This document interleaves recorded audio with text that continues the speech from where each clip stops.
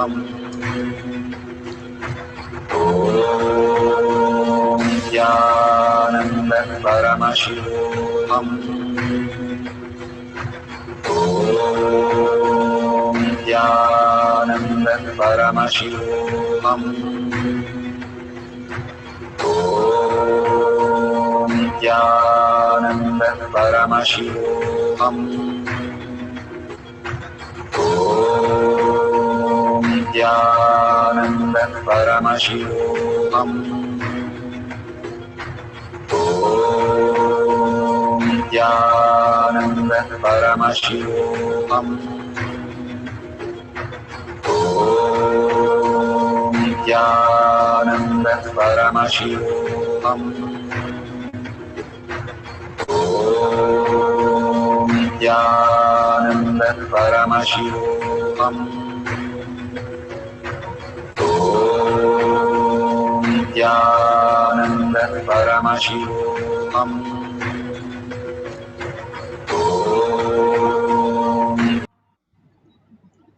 Such a beautiful experience. All of us can now open your eyes and measure the temperature.